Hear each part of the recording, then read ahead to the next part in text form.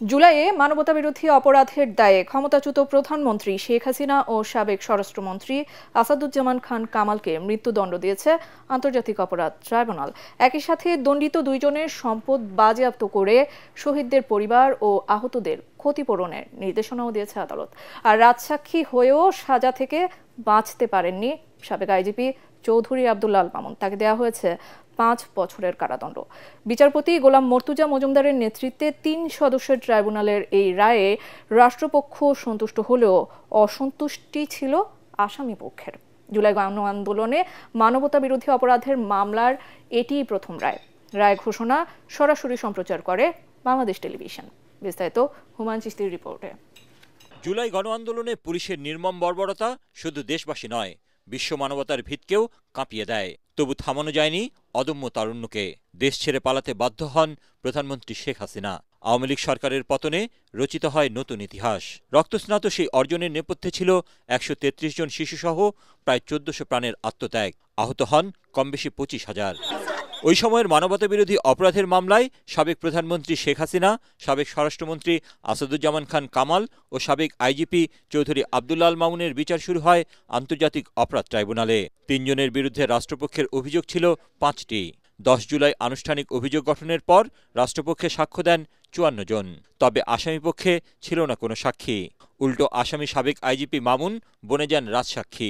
23 October রাষ্ট্রপক্ষের সমাপনী বক্তব্যের মধ্য দিয়ে শেষ হয় এই মামলার বিচারিক কার্যক্রম। সোমবার বেলা 1:45টার দিকে জনাকীর্ণ আদালতে শুরু হয় আলোচিত এ মামলার রায় ঘোষণা। 453 পৃষ্ঠার রায়ের সারসংক্ষেপ পড়েন বিচারপতি গোলাম মর্তুজা মজুমদারের নেতৃত্বে 3 সদস্যের ট্রাইব্যুনাল। আমরা বলতে চাচ্ছি, জুলাই বিপ্লবের শহীদদের মামলায় শহীদরা ন্যায় বিচার পেয়েছেন। 2 জন আসামিকে সর্বোচ্চ শাস্তি মৃত্যুদণ্ড দেওয়া হয়েছে। একজন আসামি, যিনি রাজসাক্ষী হিসাবে নিজেকে আদালতের সামনে উপস্থাপন করেছেন, সার্বিক বিবেচনায় আদালত তাকে 5 বছরের কারাদণ্ড প্রদান করেছে। এ রায় বাংলাদেশে ন্যায় বিচার এবং আইনের শাসনের জন্য একটি মাইল ফলক হয়ে থাকবে। চিফ প্রসিকিউটর আরও জানান, শহীদ ও আহতদের ক্ষতিপূরণের নির্দেশ দিয়েছেন আদালত।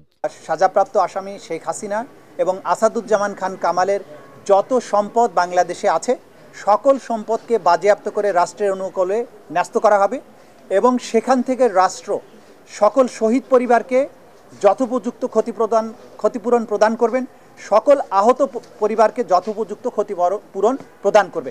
এটা হচ্ছে ক্ষতিপূরণের ব্যাপারে আদেশ। আমরা বিশ্বাস করি এই দণ্ড প্রদানের মাধ্যমে ইতিহাসের একটি অধ্যায়ের মীমাংসা হয়েছে।